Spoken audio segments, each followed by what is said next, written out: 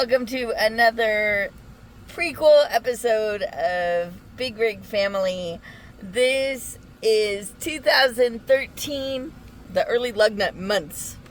You know, our last video featured Lug Nut having some real issues at the truck stop, and we were, of course, always going to do this next prequel video, but I really wanted to do it sooner rather than later because I felt a little bad that he was kind of featured on one of his not so great days. I mean, you know, it's all about, teaching him to be responsible, and he obviously wasn't having a good day there. So I wanted to show just how much of a miracle we think he is, and he has brought so much light and joy into our trucking situation. There would be no Big Rig Family without him, that's for sure.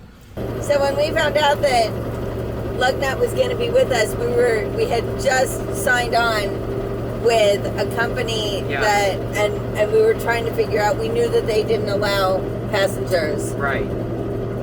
Nobody does. We didn't really understand all of that, so we were desperately trying to figure out what to do. So we ended up going with a company that was based in Southern California. And when you lease on to a company, you have to go to their orientation. So what we did was we were basically on a don't ask, don't tell policy. We did not tell them that we had anybody else in the vehicle. And what we did for orientation, because we both had to go in and talk to this guy, so clearly we couldn't just leave Lug Nut in the vehicle. He was in Southern California, so we left Lug Nut with the grandparents before we drove in to meet the owner of the company. So we leased onto him for just a few months, and it didn't really work out. He didn't have enough loads. He was very often asking us to run illegally, and it just wasn't our style.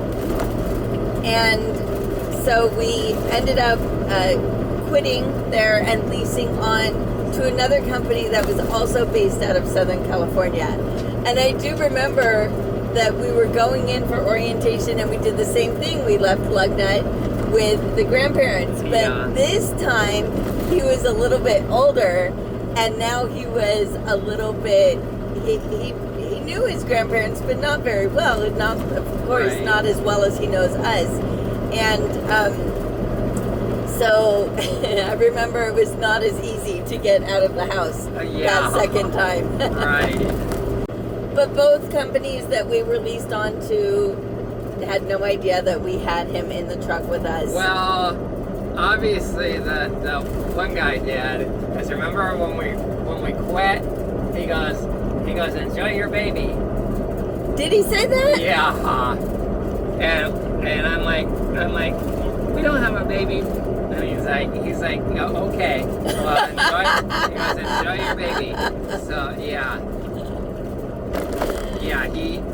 he must have known. So here we go. This is the very first photo taken of Lug Nut outside of the womb. And you can see he's still in the hospital, all wrapped up like a burrito. We were just so blessed when he came into our life. So unfortunately, we were super, super broke at the time. So Milkman was out on a run when Lug Nut was born. And we were desperately trying to get him back to Southern California where Lug Nut was born, but it didn't work out. So I was there in the hospital. There was an adoption plan in place, and so the birth mother got her own room, and I got my own room. And here we see one of the nurses showing me how to feed him. I mean, there really is not that much to it. Milkman finally came home.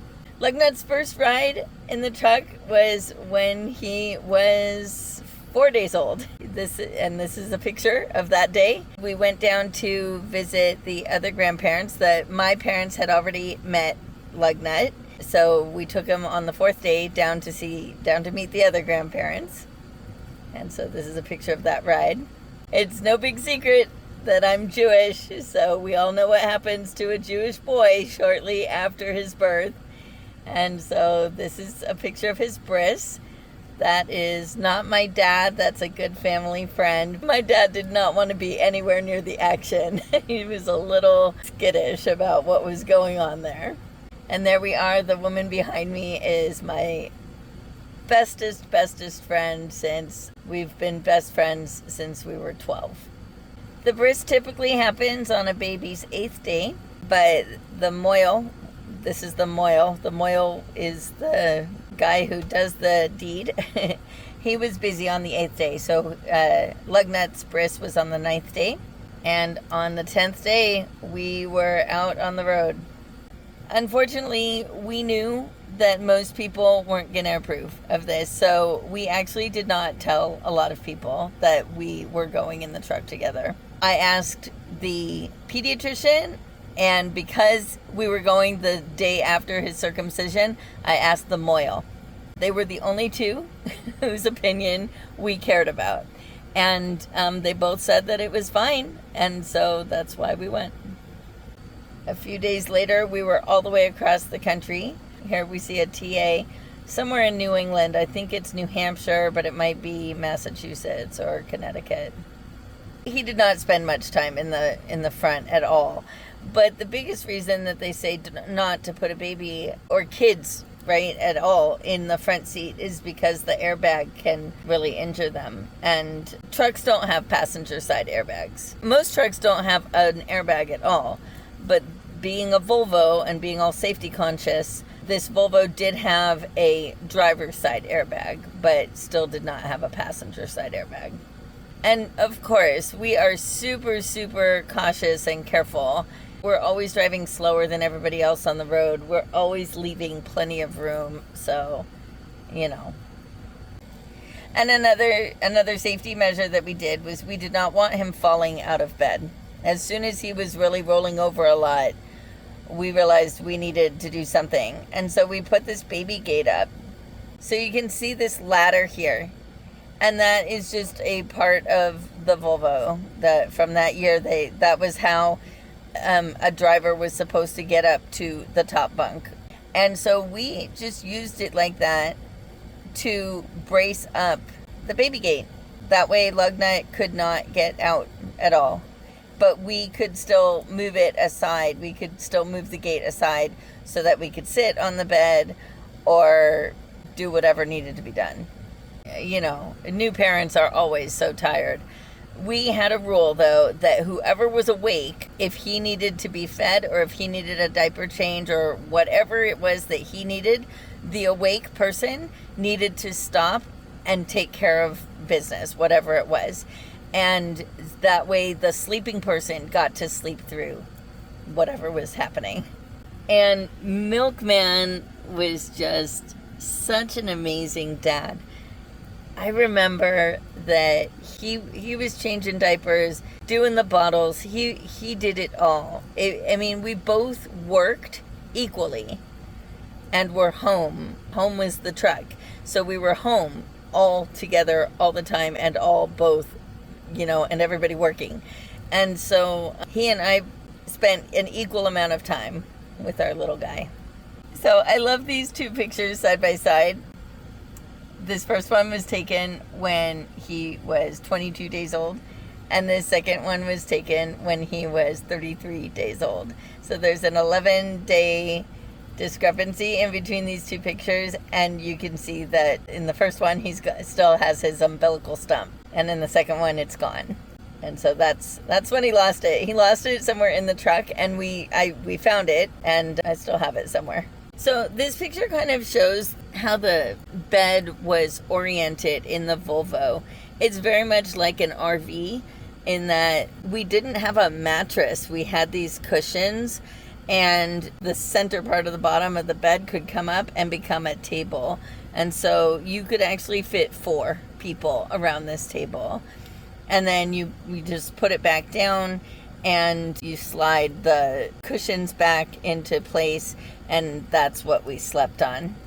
And you can see that we covered it with a flannel sleeping bag and just kind of tucked it in, and that's how we slept. And then, of course, when we needed it, we also had a sleeping bag on top. And so Milkman just absolutely loved playing with him. We had all these little toys. So you can see he's got a cow, a penguin, and this other thing is a whale. And Milkman would sit him kind of like this, like how he is now. But right now he's got the cow. But imagine he's got the whale in his hand. And what he would do is he would pretend the whale was a shark. And he would do the Jaws theme. And he would go da da da da da da da da, and then he would touch the stuffed animal, the stuffed whale shark, onto Lug Nut's body as if it was eating him. And he would go doodaloo, doodaloo, and it would make Lug Nut just crack up. They had so much fun together. Now, you may wonder about cleanliness because, of course, we do not get showers on a daily basis anymore, but back then we did. We took showers every single day, and we had this little nifty little tub thing that actually normally goes into a tub, but of course we just kept it on the sink. And you can see it's got a little, almost like a hammock that attaches onto it. So when he was super little, we just bathed him while he was in the hammock.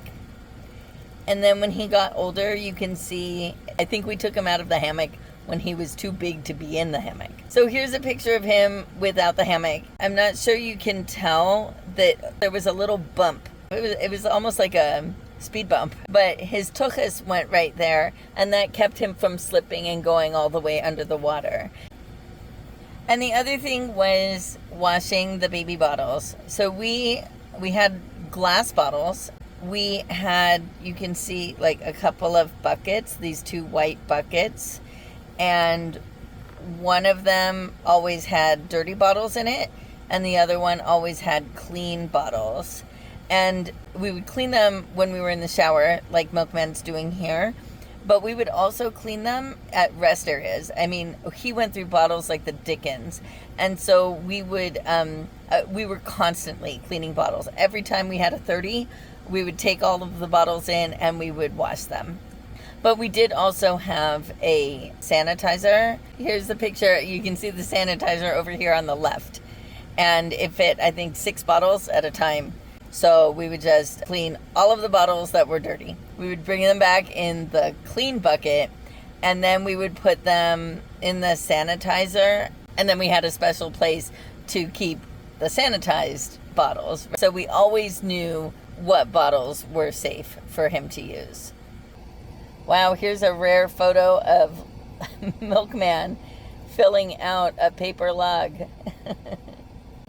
So, of course, stimulation is super important, and so is tummy time.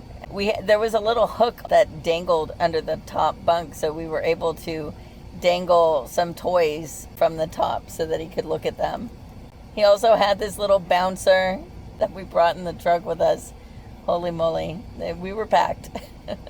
So we also, of course, had one of these little baby, what do you call it? Like a baby mat, an activity mat. I love this one with all the jungle animals. He loved it too. And this is where he got his tummy time. So of course, playing and interacting with him was always so important. And always books. His favorite book is there in the background. It's called Little Blue Truck. I don't know if it's his favorite book or it was my favorite book, but I loved reading it to him. I would do voices for all of the characters.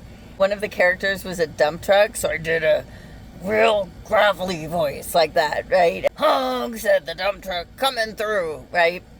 That's how I would do the voices. And one day Milkman caught him. He was flipping the pages of the book to himself, and when he got to the dump truck page, he would go, "Arr!" He would make the gravelly, dump truck noise the way I did it. So he was kind of reading it to himself. We thought that was cute. And look at this hair. He was 6 months old in this picture, and look at all that hair. And we occasionally got out and went places. Here we're at a truck stop restaurant, taking our selfies. So you can see I had like a little baby carrier there. And whenever I was on my 30, if I had time, I would often go and just take a little walk around the rest area. And I would carry him along with me. All right. And then we did love getting out and doing stuff whenever possible. So we went to see The Thing. This is something, I went to school in Tucson. I remember seeing billboards for The Thing. I had no idea what it was, and I never went the entire time that I went to school there or in the many decades afterwards. So I finally said, let's go see The Thing. So we did see it. This is The Thing. It's a sculpture meant to look like a mummified human. It's not real. The guy who created this place had made many fake things like this before. But they have all kinds of other cool stuff too. They have, old cars and covered wagons, old telephones. Right? So they always say, what is it? And they never specifically tell you whether it's real or not, but I looked it up online. Another special thing that happened during Lug Nut's first year of life was that Thanksgiving and the first day of Hanukkah were on the same day for like the first time since Thanksgiving was set as the fourth Thursday of November. And for those of us Jewish Americans, it was like a really big deal. I think it was a father-son team. They sculpted, they called it the menorah. It was a Turkey menorah. They sold them for, they were not that expensive, but I had to decorate it. Mine was just a plaster menorah. They made them where they were a little bit more like a polished finish. I guess they had sold out of them by the time I heard about them. So I just decorated mine myself, and we decorated the whole truck up for Thanksgiving. All the truck stops that have a sit-down restaurant always do a Thanksgiving dinner for the truckers because they know we're on the road, we don't have family to go hang out with, and so they always just make like a huge plate. Sometimes it's, an all-you-can-eat. Sometimes you just get one plate's worth. And so they give you all the stuff that you typically get at Thanksgiving. Just because this was the time before we knew how to use a video camera doesn't mean we can't do a montage. So here's our montage.